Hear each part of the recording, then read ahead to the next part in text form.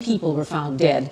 Our Tacloban-based correspondent Wilmark Amazona joins us on the phone. Wilmark, break down the tally for us, please. Pia, the number of casualties from landslide that hit the various parts of Baybay City here in Leyte has climbed to 14. The City Disaster Response Office reports that 11 bodies were recovered in Barangay Mailhi, including 8 female victims. 3 other casualties were reported in other areas.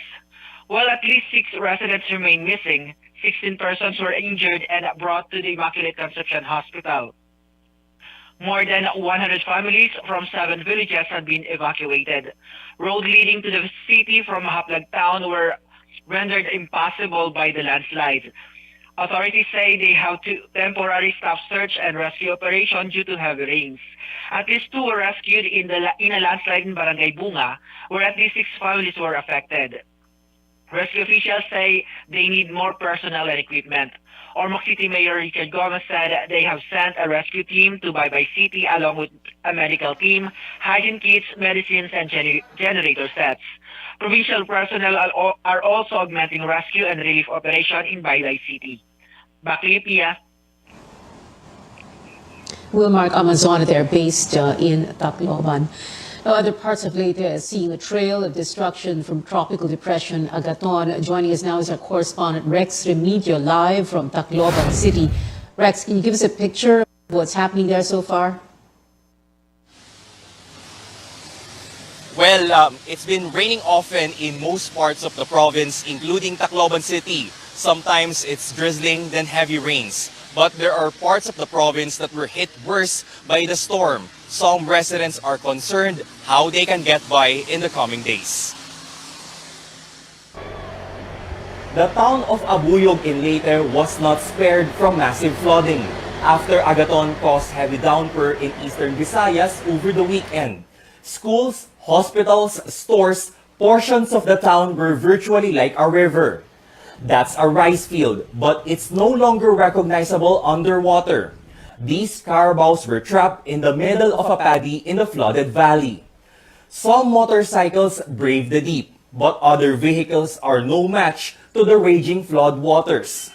Some residents wade their way, while others just keep safe in the dry portion of their flooded homes. Papasok sana, di na lang nakapasok dahil malaki tubig. Tubig doon, wala hanggang dito, doon sa loob. Carmelita Lagarto could not hold back her tears, recounting how she and her family have been awake since last night. They were surprised at a flash flood in their home and sari-sari store, damaging most of her appliances, clothes, and store items. It took a while before Carmelita was able to buy this refrigerator, only to end up this way. Siyempre masakit, bigla. Sa tagal ng panahon, ito lang, naano ko talaga na ganitong kalaking tubig. Gulat-mula pa, ito lang nangyari po. Siyempre paano kung bahay namin, ganyan, wala kaming gamit, wala natira. Mag-umpisa ko sa wala na naman. As much as she would want to transfer to a safer place, she says she has no money to build a new home. We tried to go to Baybay City where there are reports of heavy floods and landslides. But the police did not let us through a bridge connecting to the city for safety reasons because the flood may have compromised its foundation. It's a difficult situation for Michelle from Mahaplag. She's supposed to bring her husband for dialysis at a hospital in Ormoc City, but landslides have blocked access roads. Kasi nakakatakot talaga yung sitwasyon namin. Siyempre, kasi pag ang tubig mag-stay sa katawan niya, mapupunta yan sa lungs niya, so maghirapan siya maghinga.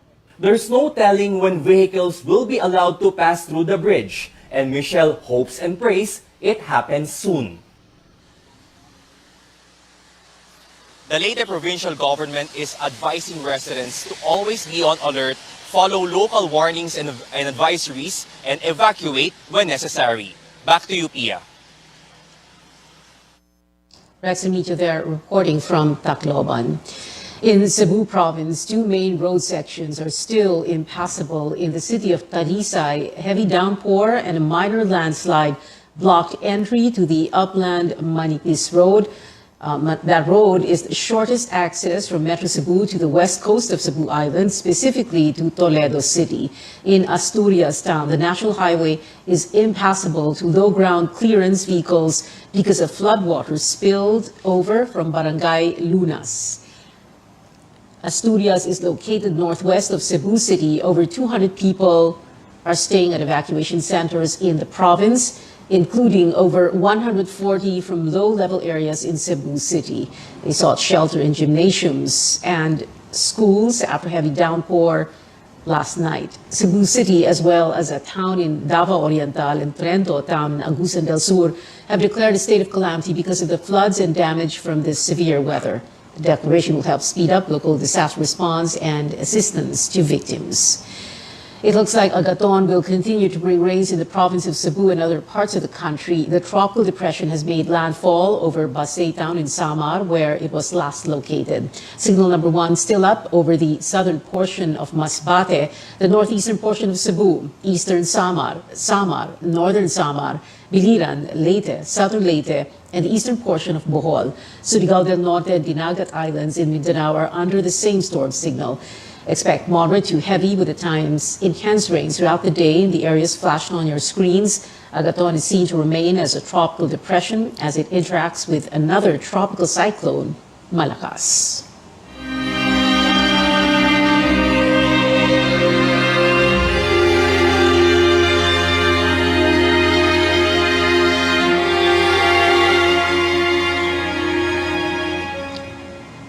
The rains are not stopping travelers from booking trips and heading out for the Holy Week break. As Paige Javier reports, transport authorities are now checking if there is a need to add more buses to accommodate all passengers. Adrian Macayon is one of many passengers still hoping to get a ride home this Holy Week. Upon arriving at PITX, he was greeted by long lines at the ticketing booth. It remains unclear if he can book a trip. Bibisitahin lang kasi namin yung anak namin sa Bicol. Kasi ngayon lang yung time namin para makauwi ng Bicol. May work po kasi. He plans to go home on Holy Wednesday, the same day PITX officials are expecting an influx of passengers. Kung di kami makakasakay dito sa PTX ng 13, maghanap na lang kami ng van. Passengers came in waves on Holy Monday, which is also the start of the work week for some. But not all of the passengers are province-bound. Napakarami na po ng mga pasero na nakikita natin dito. Pero kasama naman po ito sa, sa inaasahan natin. PITX officials say there were over 156,000 passengers over the weekend, while last Friday saw a peak of more than 103,000. They expect this number to continue to go up in the coming days. Rest assured na nandito po kami, nag-deploy din po kami ng mga emergency group, traffic enforcers. Dito naman sa PITX, meron tayong mga management protocols in place upang mas mapabilis ang movement ng tao. Officials from the MMDA, LTFRB, DOTR, and IACT conducted an inspection of the deployment at PITX. After seeing long lines at the terminal, LTFRB Chairman Martin Delgra ordered a review of service plans of city buses. Maraming pasahero pero yung pagpasok at paglabas ng mga buses, okay naman po. Dito lang nakita namin na mahabang pila. Nakapagtataka nga kasi short routes eh. The LTFRB is also studying if there is a need to deploy more units this Holy Week. Officials remind those planning to head home, book your trips online, or go to the ticket booths early to avoid delays. Paige Javier, CNN Philippines.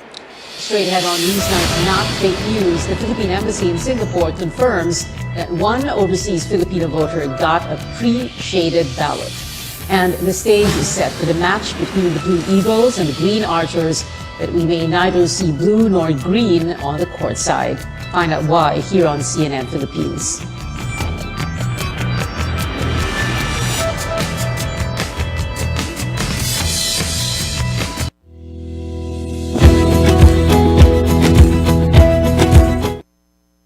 SMC, San Miguel Corporation. Bisag unsang industriya ang sudlan niini, tinguha sa SMC ang pag-uswag o paglambo sa mga Pilipino. Karon, gikan sa SMC, aniya na ang SMC Davao Cement. SMC Davao Cement. Gama sa Davao, para sa Mindanao. SMC Davao Cement. Ato ni Bay.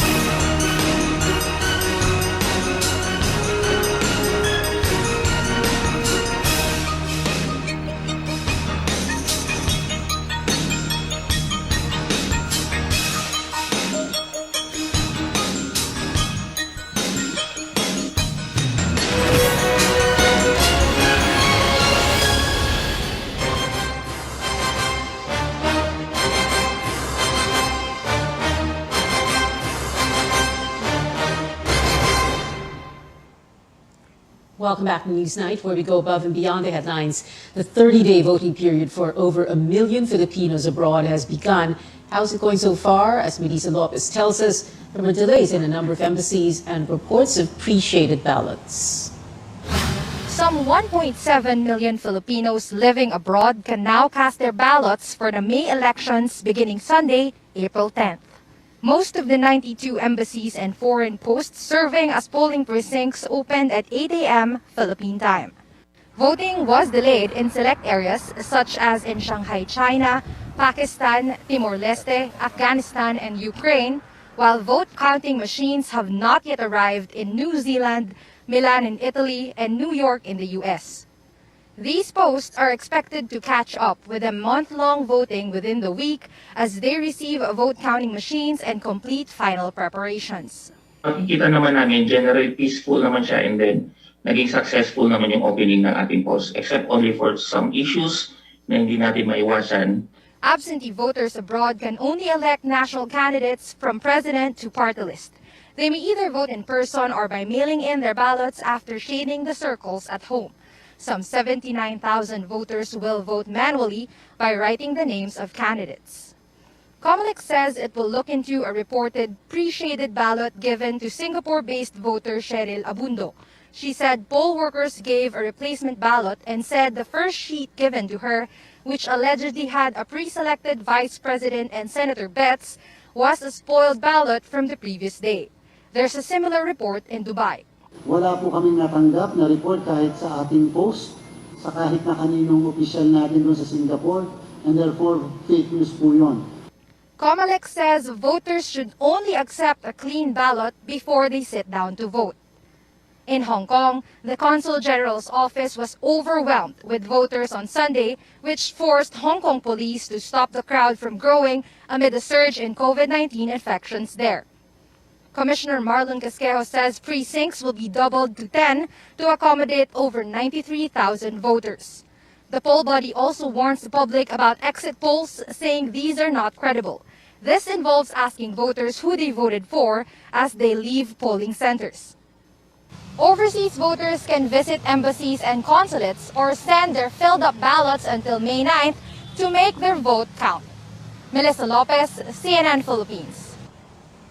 The Philippine Embassy in Singapore confirms one incident of a spoiled ballot with the names of VP Bet Sara Duterte and some senators already shaded. The embassy insists that it was an isolated incident. The running mate of Senator Manny Pacquiao, Lito Atienza, will not back out of the vice presidential race after Senator Ping Lacson rejected the congressman's proposal to withdraw his presidential bid.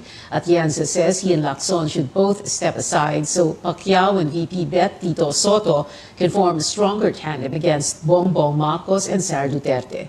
But Lacson wants only Atienza to withdraw, saying he is open to sharing Soto with Pacquiao as a common VP candidate if that happens. Definitely not. No withdrawal for me too. Nag-usap na kami ni Manny, sabi nga niya, I am not even giving the suggestion that you withdraw. But I trust in you, and if we win together. If we lose together. My idea is to give everybody a new shifting, a new opportunity to move. With that idea of Ping, there is no movement. You'll be stuck it will strengthen Bongbong Marcos. Lacson reveals former Quezon City Mayor June Simon asked him to withdraw from the race in favor of President Leni Robredo. Lacson claims Simon said he can make Robredo's running mate Kiko Pangilinan back out so she can form a tandem with Soto instead. Robredo's spokesperson Barry Gutierrez says Simon is not authorized to speak for her campaign. Earlier today, he denied that her team is pursuing active unification efforts. Ever since the vice president declared her candidacy, following the talks that unfortunately did not lead to a unified slate, our position has been we will no longer pursue this actively. We have been very, very clear on our position, that particularly on the vice president, that her running mate of choice, the only vice president she is campaigning for, and who has no intention of withdrawing, is Senator Kiko Pangilinan. The Zamboanga chapter of Ikaw Muna Pilipinas switches support from Manila Mayor Isko Moreno to Robredo. The group is also endorsing VP candidate Sara Duterte. IM Pilipinas Zamboanga says recent pre-election surveys and internal studies show Moreno's support base could no longer keep up with those of Marcos and Robredo. The group calls on candidates to rally behind the most winnable contender to prevent Marcos from winning and to prevent what it calls a dark past from emerging again. But Moreno's political party believes Marcos's chances of winning will increase if the Manila mayor drops out of the race. Acción Democrático insists that Moreno still has a fighting chance since he is the top alternative choice among presidential candidates and the second place in the Tangere voter preference survey. May nagsasabi na withdraw Isko, but that's wrong. If Mayor Isko withdraws, it's showing that 45% of those who chose Mayor Isko will go to Marcos, and only a mere 4% will go to Robredo. The probability value of being second choice is that there are many still soft voters or soft supporters amongst the Marcos numbers, or the Marcos supporters and the Robredo supporters. There could still be a shift in support towards a different candidate. Up to 80,000 people showed up at his concert rally in Manila Sunday evening. Some performers who gave star power to the event include Jimmy Bondok, South Border, Nina, and Shamrock.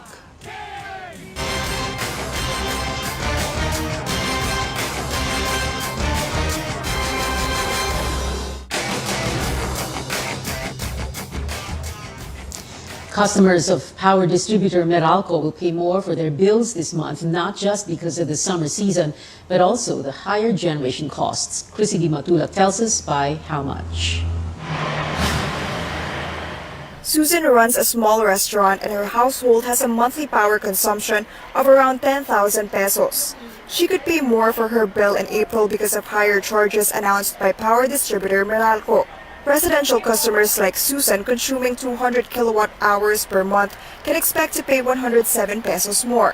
Kami dyan, bawat isa-isa kaming gamit ng electric pan. Ngayon, bawas na talaga. Hindi na pwede na isa-isa. Meralco says the overall rate for a typical household will go up by 53 centavos to 10 pesos and 18 centavos per kilowatt hour, from 9 pesos and 65 centavos per kilowatt hour in March. Meralco says this is due to higher generation costs. The company assures customers it is trying to cushion the impact by deferring the collection of higher generation charge from March to June, totaling 1.8 billion pesos. Ayon sa utos ng ERC, ang total amount na i-defer for collection this April is around 1.2 billion pesos. So then the collection will be amortized without interest in May, June, and July, so over the next 3 months. So we estimate that the collection will be equivalent to around 15 centavos per kilowatt hour each month. Meralco says power rates in April are still lower than during pre-pandemic. At that time, the overall rate was 10 pesos and 56 centavos. For this April, a 200 kilowatt hour customer, April 22, will be paying 10 pesos and 18 centavos. So actually, a 200 kilowatt hour customer today will still be paying less than what they were paying in April 2019. Maraming cost of goods and services nagtaas na simula noong April 2019. That's why it advises customers to use electricity wisely and conserve energy, just like what Susan and her family have opted to do. Chrissy De Matulak, CNN Philippines. Senate President Tito Soto says he received from a whistleblower a list of 4 names allegedly behind the massive vegetable smuggling. Soto adds he will validate their identities with agriculture and customs officials. In the third hearing of the Senate committee tomorrow on agricultural smuggling, Agriculture Secretary William Dar said he will send representatives in his place. In Benguet alone, carrot farmers lose 2.5 billion pesos per day from smuggling, according to the League of Associations at the La Trinidad vegetable trading areas.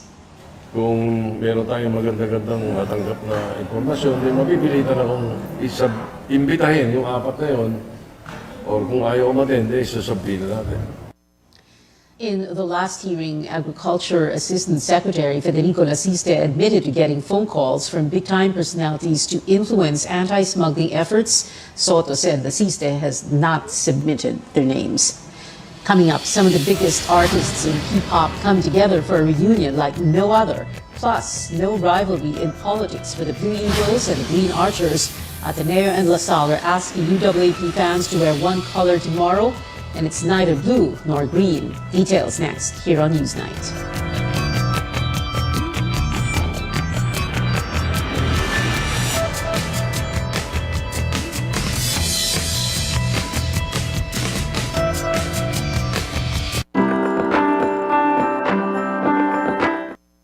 SMC, San Miguel Corporation. Bisag unsang industriya ang sudlan niini, tinguha sa SMC ang pag-uswag o paglambo sa mga Pilipino. Karon, gikan sa SMC, aniya na ang SMC Davao Cement. SMC Davao Cement. Gama sa Davao, para sa Mindanao. SMC Davao Cement. Ato ni Bay.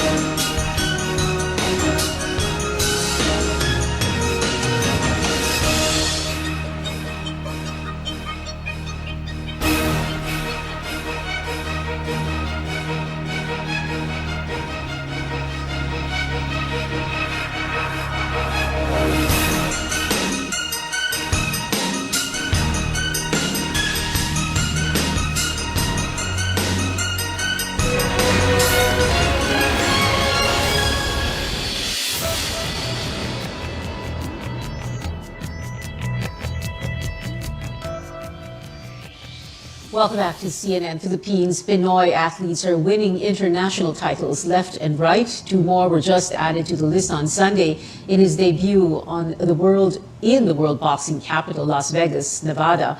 Humir Marshall beat American boxer Isaiah Hart.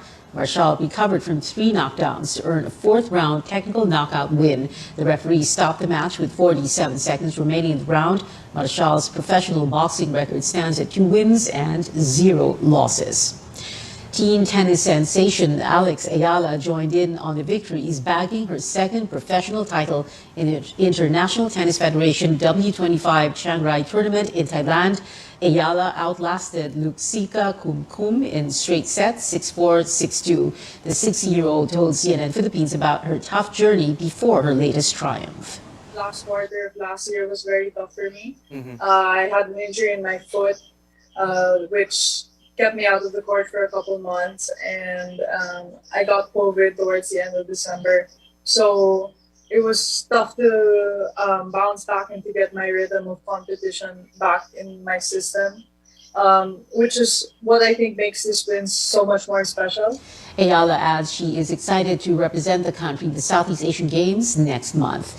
Now here at home, the final leg of the second PBA 3x3 conference kicks off tomorrow. The Pure Foods TJ Titans will face the Cavitex Braves for the first game, 8 a.m. at the Araneta Coliseum. Meanwhile, the Limitless App Masters will attempt to continue their winning streak from the fourth and fifth legs.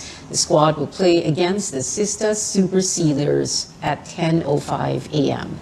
And on to the UAAP. Instead of a crowd of green and blue, we might just witness a sea of pink in tomorrow's Ateneo versus La Salle game. The presidents of both universities urging fans supporting Leni Robredo to wear the presidential candidate's campaign color at the game in the Mall of Asia Arena at 7 p.m. In entertainment over the weekend, some of the biggest artists in P-pop graced the country's premier concert venue. And as Paige Javier tells us, it made for a satisfying in-person reunion between musicians and their supporters. The wait is finally over for the return of live concerts to the Big Dome. After welcoming audiences in sports events, thousands of music fans filled the Araneta Coliseum for the first time on Sunday. Sobrang saya mo. Actually, first time ko pumanood sa Araneta. Sobrang happy na magkakaroon na ulit ng concert ng face-to-face. Sobrang happy po, tas nakaka-excite kasi first concert po ng P-pop, tsaka nagsasama-sama po lahat ng P-pop fandom. Just like their fans, artists were grateful to finally meet face-to-face and sing together again. Sobrang nakaka-excite na medyo nakakakaba, pero yung eagerness po namin na-imbak ng 2 years, ngayon po namin siya ilalabas kasi sobrang nakakilabot po yung audience ngayon. The comeback of live concerts in Araneta also coincided with another first, the biggest gathering of the Pinoy pop or P-pop community. The 2022 P-pop Con was a 2-day affair that wrapped up with Sunday's concert featuring artists like SB19, Fourth Impact, BGYO, and Beanie. As the pioneer of the P-pop group here in the Philippines, we are so happy to see us as a group, as one, and I can say that P-pop is rising right now. Before that, fans and artists gathered for the P-pop convention on Saturday. Many hope the first P-pop Con will not be the last. For sure na magpapatuloy pa ito yung mga ganitong events. Abangan nyo lang po yan and keep supporting everyone. Yung ultimate dream naman po namin for P-pop, not just for P-pop but for the entire country, na makilala po talaga yung talento ng Filipinos. There's nowhere to go but up as the journey to elevate P-pop locally and globally continues. One group and one concert at a time.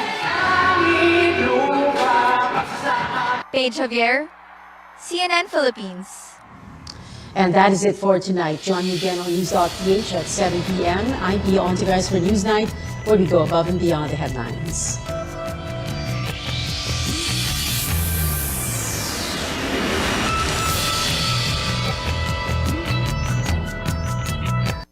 This program is brought to you by